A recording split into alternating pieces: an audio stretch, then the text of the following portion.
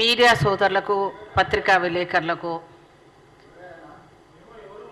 నేను మాజీ మంత్రి Pushpaleela Congress party vice president మాట్లాడుతున్నాను. ఈరోజు పండగ బక్రీద్ అందరు సోదరులకు అందరు కూడా పండగ శుభాకాంక్షలు తెలియజేస్తూ, ముస్లిం సోదరులది ఈ పండగ ఎలాంటి గొడవలు లేకుండా శాంతిపూర్వకమైన వాతావరణంలో జరగాలని మనస్ఫూర్తిగా కాంగ్రెస్ పార్టీ తరఫున కోరుకుంటున్నాం. కానీ మీరు చూస్తే నిన్న మెదక్ సంఘటన ఎంత ఘోరం అంటే, అసలు ఇప్పుడు కొత్తగా ఈ రకమైన జంతు బలులు చేయకూడదని సర్క్యులర్ ఇవ్వడము, దాంట్లో ఒకవేళనంట అది బలి వాళ్ళు ఏదైతే స్లాటర్ హౌస్ పంపిస్తున్నారో కానీ దాంట్లో సర్టిఫికెట్ ప్రతి వాళ్ళు ఇండివిజువల్గా తీసుకొని వెళ్ళి అందులో ఆవు లేదని, లేకపోతే మేము ఒంటల్ని తీసుకోపోవట్లేదని, ఇంకా మిగతా జంతువుల్ని ఇవ్వటం లేదు, బలి ఇవ్వట్లేదని వీళ్ళకు సర్టిఫికెట్ తీసుకోవాలట. నేను గతంలోనే చెప్పా, ఈ బీజేపీ కుట్ర చేస్తూ ఉంది, మనను శాంతియుతంగా ఉండనివ్వకుండా, ప్రశాంతంగా ఉండనివ్వకుండా చేస్తున్న కుట్ర జరుగుతూ ఉంది, జరగబోతూ ఉందని నేను కూడా చాలాసార్లు చెప్పడం జరిగింది. మా ముఖ్యమంత్రి గారు మేము అందరం ఎక్స్పెక్ట్ చేస్తున్నాం.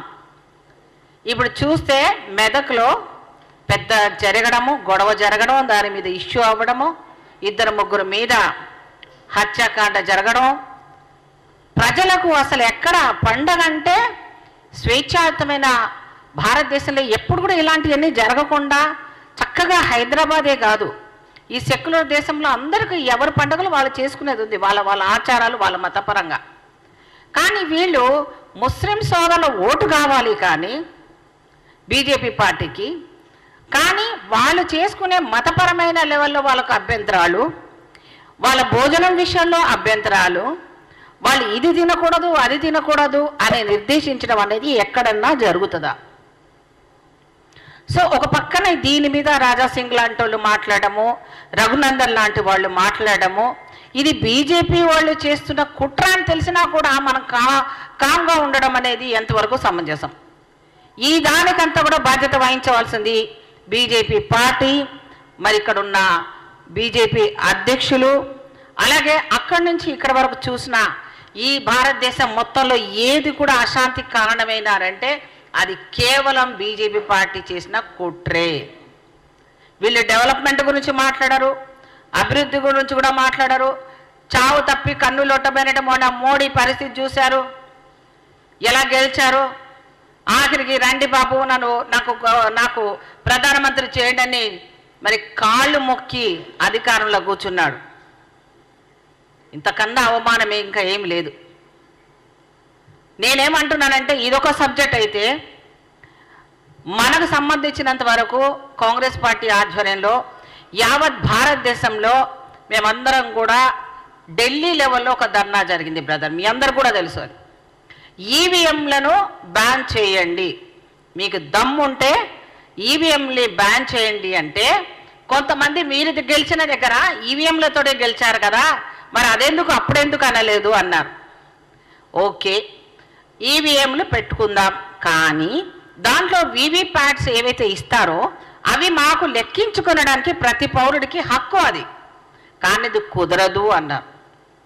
అంటే రాహుల్ గాంధీ గారు కూడా ఈరోజు నిన్న ప్రెస్ మీట్లో కానీ 2 రోజుల నుంచి కూడా ఎలన్ మాస్క్ గారు వారు ఈరోజు ఈ ఈవీఎంల వల్ల ప్రజాస్వామ్యమే కాదు ఎక్కడైనా కూడా చాలా నష్టం జరగబోతోంది, అంతేకాకుండా ఏఐ టెక్నాలజీకి దాన్ని జోడించి రిజల్ట్ని తారుమారు చేసే విధంగా ఉంటుంది అంటే అది జరగబోతుంది అని దాన్ని ప్రపంచ దేశాలలో కూడా ఒకసారి వాళ్ళు తలుక్కున ఒకసారి అమ్మో ఇదేంటి అని చూసుకునే పరిస్థితి వచ్చింది అన్నప్పుడు, ఆ వార్త వచ్చిన దగ్గర నుంచి రాహుల్ గాంధీ గారు కరెక్టే, మేము చెప్పింది కరెక్టే, ఎంతోమంది మేధావులు ఇంటెలెక్చువల్స్ దీన్ని ఈవీఎంని మానేయండి అని చెప్పినా కూడా లేదు మాకు కుదరదు అన్నారు. ఇంకో విషయం మీకు తెలుసుకోవాలి ప్రజలందరూ కూడా, కనీసం 100 అనుకోండి ఈవీఎంలు ఉన్నాయనుకోండి, 50 నుంచి 60 మాత్రమే ఇచ్చారు, మిగతా 40 ఎక్కడ పోయాయి. అంతేకాకుండా ఛత్తీస్గఢ్ ముఖ్యమంత్రి గారు స్వయంగా ఆయన ఓడిపోవడానికి ఏదైతే ఈవీఎం మిషన్ ఉందో దాని మీద ఒక నంబర్ ఉంటుందో, ఆయన తర్వాత ఓడిపోయిన తర్వాత దానికి వెరిఫికేషన్ చేస్తే ఆ ప్యాడ్స్ ఆ మాత్రం అంటే ఈవీఎం మిషను దాని మీద నంబరు అది కాదు అనేసి ఆయన ప్రూవ్ చేయడం జరిగింది. అలాగే చాలా దగ్గర ఎవిడెన్స్తో సహా ఎలక్షన్ కమిషన్కి చెప్పినా కూడా ఎక్కడ కూడా దాన్ని స్పందించలేదు.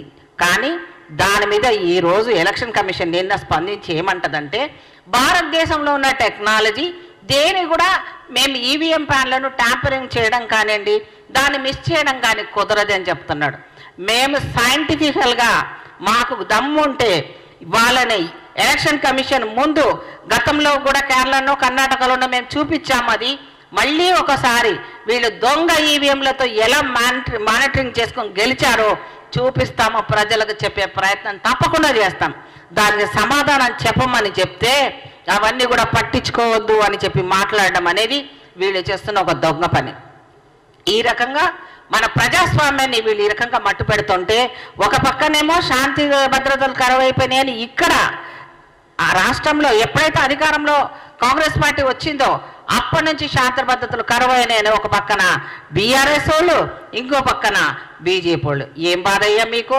శాంతి భద్రతలు మీరిద్దరు కలిసి లోపాయుకారంగా ఒప్పందాలు చేసుకున్నారు కాబట్టే ఎన్నో మాట్లాడిన కేసీఆర్ జీరో పరిస్థితి ఎందుకు వెళ్ళాడు? ఇవన్నీ కూడా వాళ్ళ ఓటు బ్యాంక్ అక్కడ ట్రాన్స్ఫర్ చేశారు కాబట్టే బీజేపీ ఆ మాత్రం సీట్లు సాధించుకుంది. ఈరోజు ఆ లెవెల్లో ఉండి ఈరోజు మెదకులో కానీ భారతదేశంలో మొత్తం అంతా కూడా సృష్టించడానికి, అలజడి సృష్టించడానికి హైదరాబాద్ని బేస్ చేసుకొని దాన్ని కూడా పెద్ద ప్లాన్ చేయబోతున్నారన్నది మాకు వచ్చిన సమాచారం.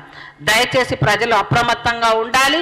అంతేకాక కాంగ్రెస్ పార్టీ శాంతియుతమైన పరిపాలన అందిస్తాము, మేము ఈ రాష్ట్రంలో శాంతిని కనకొల్పుతామని మా రాష్ట్ర ప్రభుత్వం తరఫున ముఖ్యమంత్రిగా కష్టపడతా ఉంటే రోజు ఒక గొడవ ఏదో రకంగా మాట్లాడమని జరుగుతూ ఉంది. ఎందుకు అంటే దాన్ని వాళ్ళు చేసిన తప్పులను దాచిపెట్టుకోవడానికి, డైవర్ట్ చేయడానికి మొన్న కమిషన్ వేయడం జరిగింది ఎలక్షన్ దానిపైన. ఎలక్షన్ కాకుండా విద్యుత్ దాని మీద కేసీఆర్ని కమిషన్ వేస్తే దాన్ని ప్రశ్నించడం జరుగుతుంది. దాని మీద 12 పేజీలు ఇచ్చాడు. అంటే కమిషన్ వేయకూడదా, ప్రశ్నించకూడదా? ఇన్ని రకాల అక్రమాలు చేస్తే వాటి గురించి ఒక కమిషన్ వేసే అధికారాలు ప్రజాస్వామ్య పద్ధతిలో లేదా? దాన్ని ప్రశ్నిస్తే మీరు దానికి నేను ఆన్సర్ చెప్పనన్నావు, మరి ఎందుకు భయపడి 12 పేజీలు ఇచ్చావు ముఖ్యమంత్రి గారు? అంటే భయపడ్డావుగా. ఈరోజు మీకు సంబంధించిన బంధువులనే అందులో విద్యుత్ శాఖలో అధికారిగా పెట్టిన వాళ్ళనే కానీ, టెలిఫోన్ ట్యాపింగ్లో పట్టుబడిన వ్యక్తులను కానీ అమెరికాలో, లండన్లో దాచిపెట్టి ఇక్కడ దాకా తీసుకురాకుండా కాళ్ళు మొక్కకుండా వాళ్ళని అక్కడ ఆపుతున్నారు. అంటే మీకు బతుకు మీద భయం వచ్చిందా కాదా? ఒకటి, మొన్న కవిత జైలుకి వెళ్ళినప్పుడు కేటీఆర్ వెళ్ళి పరామర్శిస్తున్నప్పుడు అన్నా నాకు భయం వేస్తుందని ఏడవడం జరిగిందట. మేం చెప్పింది కాదు, సోషల్ మీడియాలో వస్తుంది. అట్లాగే కేసీఆర్ కూడా భయం వేస్తోంది, ఎక్కడ కూడా నన్ను అరెస్ట్ చేస్తారేమో అని. అలాగే హరీష్ రావు, ఇంకా అందరూ, హరీష్ రావు దగ్గర నుంచి, సంతోష్ రావు దగ్గర నుంచి, కేటీఆర్ దగ్గర నుంచి అందరు కూడా తీగ లాగితే డొంకంతా కదులుతా ఉంది. కాబట్టి ప్రతి దాంట్లో కూడా స్కామ్లే. ఈరోజు పండగైనా సరే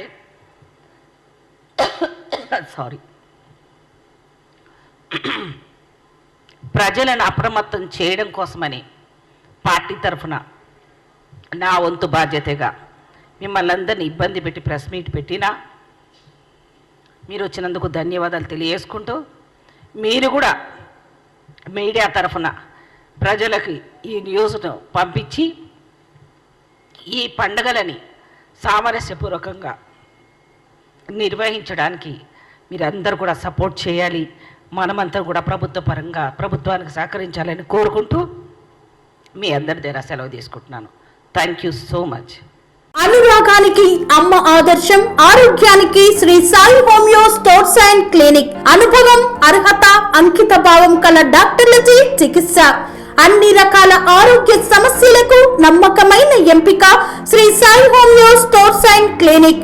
డయాబెటిస్, కీళ్ల నొప్పులు, సయాటికా, వెన్నుముక సమస్యలు, థైరాయిడ్, నిద్రలేమి, మానసిక సమస్యలు, ఋతు సమస్యలు, అన్ని రకాల దీర్ఘకాలిక వ్యాధులకు ప్రత్యేక హోమియో వైద్యం.